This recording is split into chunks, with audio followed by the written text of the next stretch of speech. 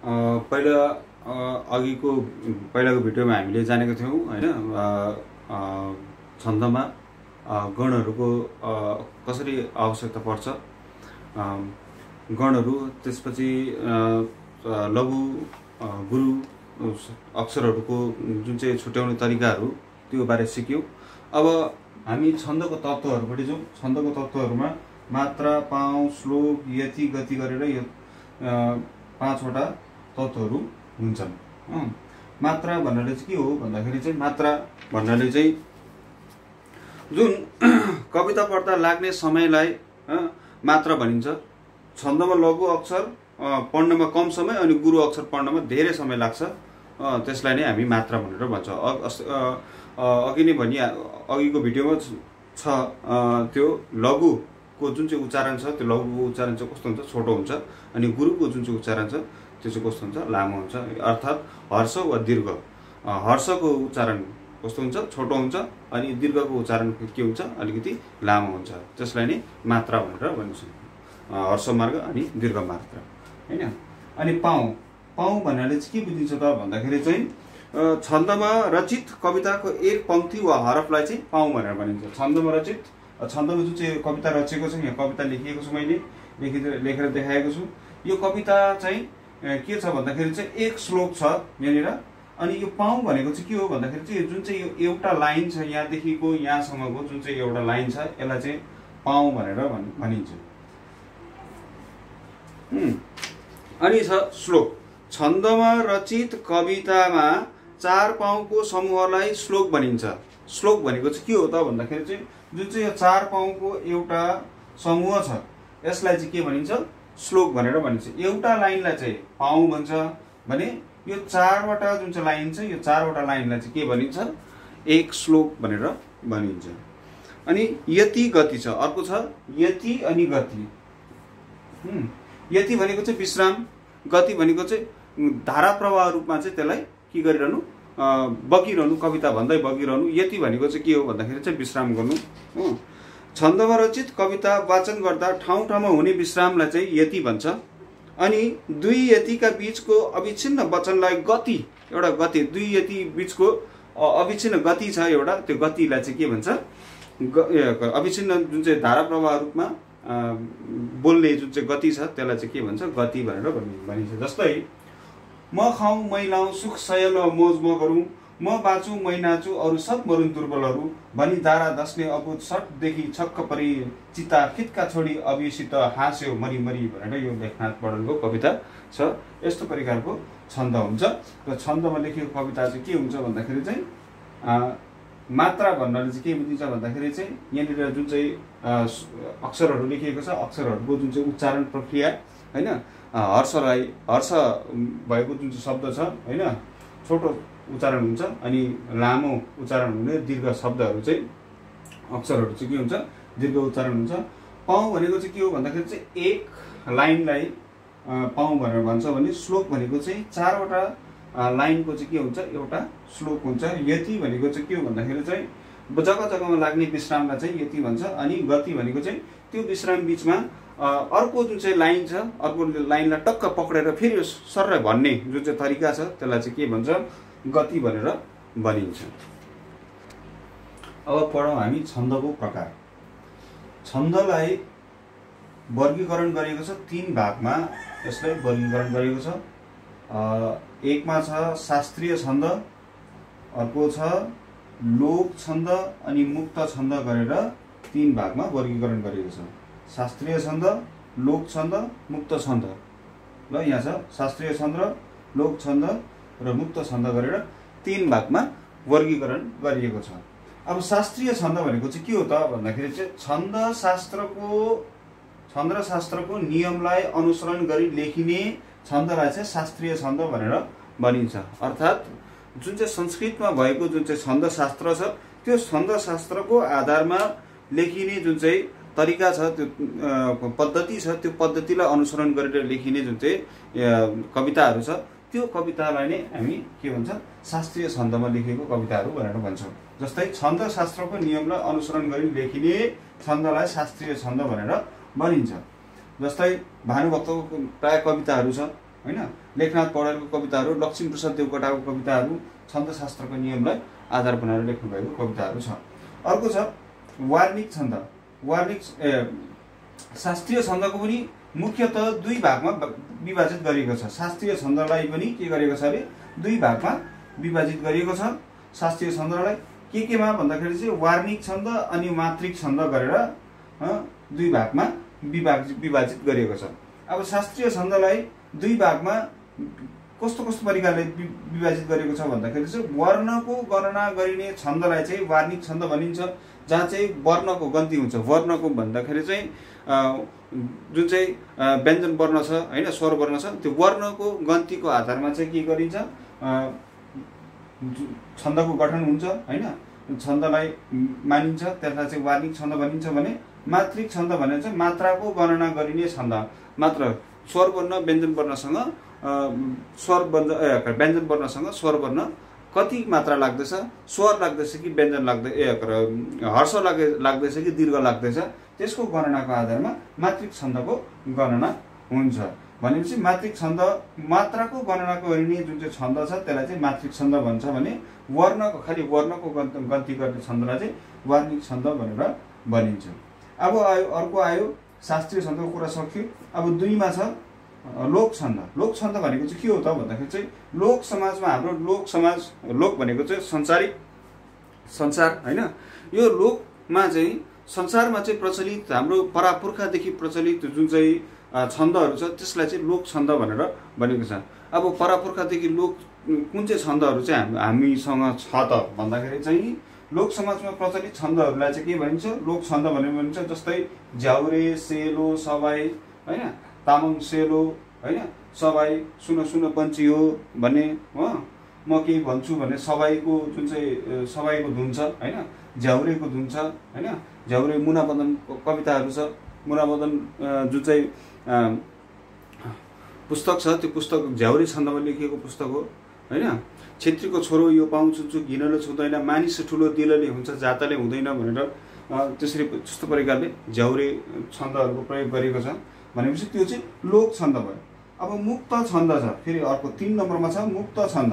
मुक्त छन्द भनेको चाहिँ के हो त भन्दाखेरि चाहिँ अब छन्द विधान जुन चाहिँ पद्धति थियो, छन्द विधान पद्धति नजान्दाखेरि पनि पहिला अब त्यो छन्द नजानिकन पनि परापुर्खादेखि पहिला त्यो छन्ददेखि पनि अगाडि, छन्दको आविष्कार हुनुभन्दा पनि अगाडिदेखि पनि छन्दको ज्ञान नहुनु भन्दाखेरि पनि त्यो अगाडि पनि के हुन्थ्यो, कविताहरू रच्ने गर्थ्यो।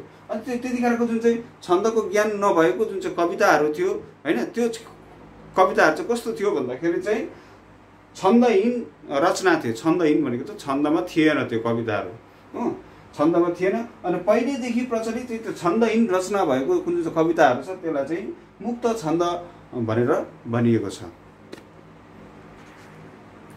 अब हामी छन्दपट्टि भयो। यो जुन चाहिँ वार्णिक छन्द छ, शिखरिणी छन्द, यसको बारेमा हामी जान्नेछौँ। शिखरिणी छन्द, शिखरिणी छन्द भन्नाले के बुझिन्छ त भन्दाखेरि चाहिँ शिखरिणी छन्दमा जुन चाहिँ सूत्र छ त्यो सूत्र भनेको चाहिँ नियम हैन, फर्मुला छ। फर्मुला चाहिँ के हो भन्दाखेरि चाहिँ य म न स भ गण र अन्त्यमा चाहिँ एउटा के हुन्छ, लघु अन्त एउटा गुरु हुन्छ। य म न स भ गण अनि अन्त्यमा एउटा लघु हुन्छ अनि एउटा गुरु हुन्छ। जस्तै पहिला हामी सबैभन्दा पहिला हामी के गर्छौँ, सूत्र केलाएर हेर्छौँ।